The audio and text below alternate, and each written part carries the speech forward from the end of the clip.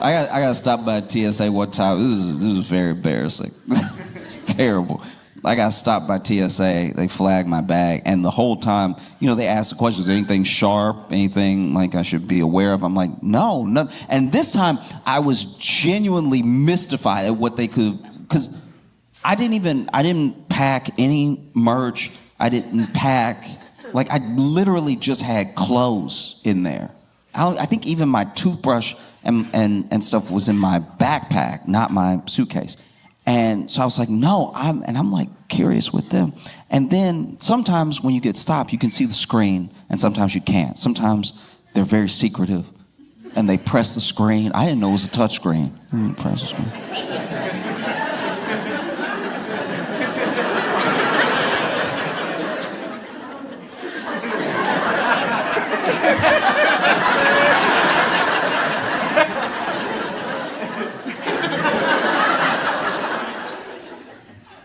Go in the bag, and this time I could actually see the screen.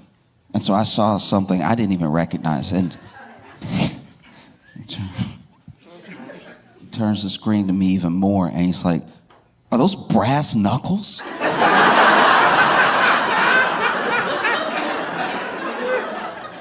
And I was like, "Sir, I don't own brass knuckles." And he's like, "Then what am I looking at here? Like, what is this?" And now I'm freaking out a little bit, because this is like the most someone's really like interrogated me at TSA. And I'm like, if it's in the bag, it's yours. You can't just be like, "Oh, it's not my gun." Like, you know what I mean? Like, if it's in the bag, it's yours. And so now in my head, I'm like, ooh, I wonder if I bumped into somebody in security, and then they Ocean's 11 put some brass knuckles in my bag or something. I don't know what's going on. Somebody's trying to jam me up. I'm glad I didn't panic. There was a part of me, look. I don't know if you can tell, but I'm pretty soft. So as soon as they had 3 questions for me, I was like, I didn't do it.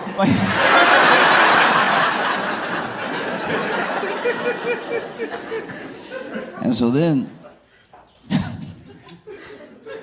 so then he opens my bag, flips the bag open, and goes right to where he saw the knuckles. And I was devastated. Because they weren't brass knuckles, just like I thought they weren't brass knuckles. But I forgot they were in my bag. They were toe spreaders.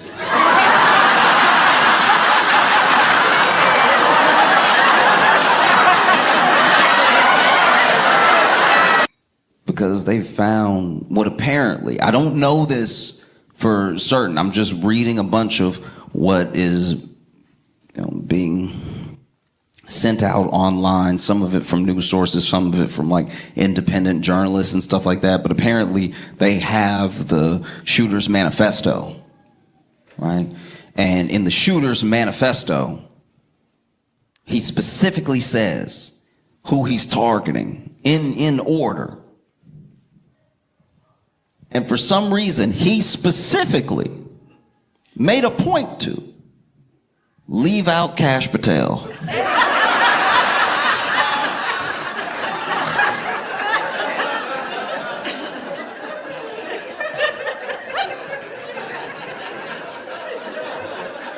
No, we should sit with it for a second, because what?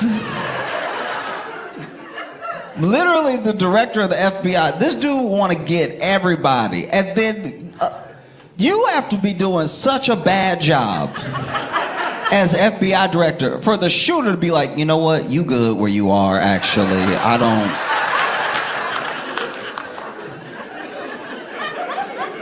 I think honestly you doing more damage here than I ever could, so let's just leave you in. It's wild. Specifically left off Kash Patel. Kash Patel's over there running with Secret Service like he was a target or something. Meanwhile, the shooter's like.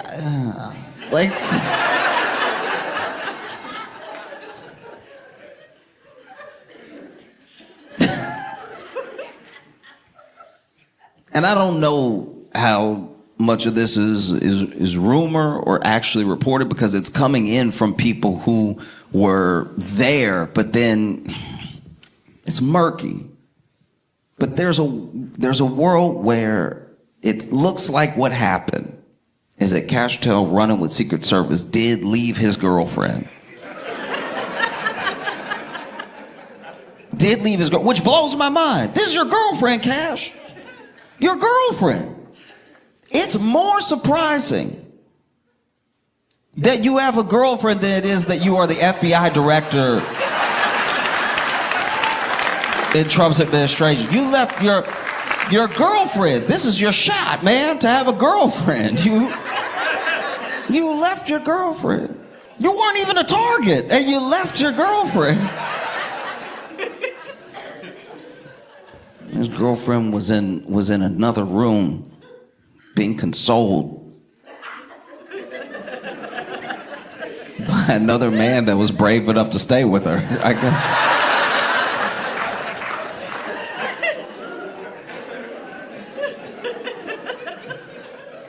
Imagine that story. Imagine that story. Mom, Dad, how'd you meet?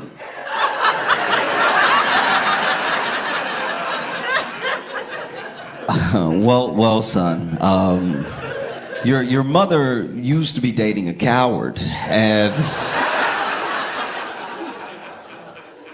I used to love those like viral videos of things that were happening on Spirit Airlines. Like, I don't know if y'all remember the possum. All right, I guess a bunch of y'all haven't seen this. Okay, so in the way that a lot of houses that are haunted usually have a bunch of activity in the basement or the attic, there's something about where they would put Spirit in an airport. Let's just say Spirit never had prime real estate in the airport. You would actually get scanned through TSA and then go have to find the Spirit terminal and be like, it's in here, right? Like, be tucked away a little bit. And there was this one time, I don't even remember which airport it was, but there was the Spirit gates corner of the airport, and everybody heard this rumbling. You know, so people waiting to get on their flight and everything, and Spirit is telling them that their flight is late because it is always going to be late. And then from the ceiling, people were hearing.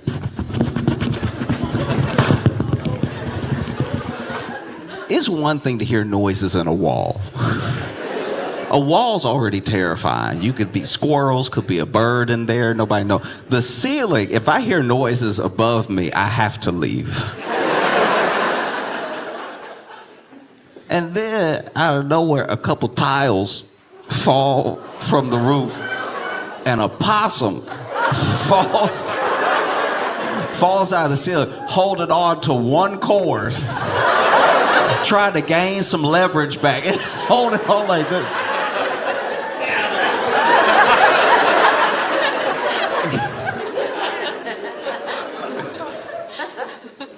And in the end, because here's the thing, whenever there's a wild animal doing something where they're not supposed to, right? I experience this with rats in New York all the time. When you see rats on the tracks and there's a distance, there's like a barrier there where you can just watch them and it's not that big of a deal. When you see the possum hanging from what probably are some pretty important wires.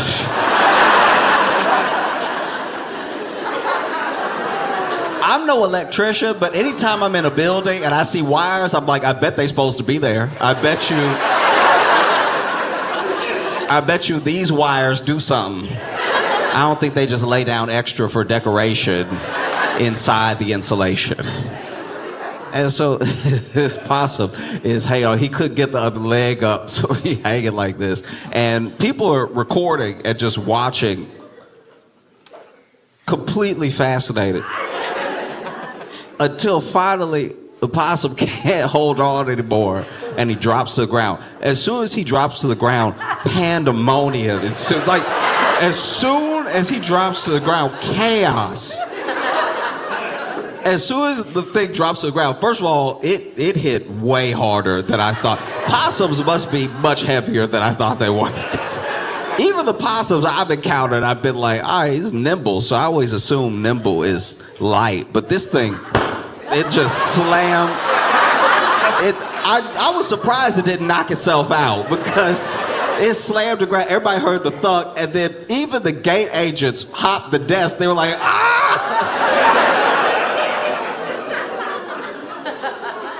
Imagine you late now. Flight taking off late. And people are calling, because they'll call the other airport. You know, people get in trouble when the flight's late for no reason. They call them, why is your flight late? Why haven't you departed yet? And now you got to explain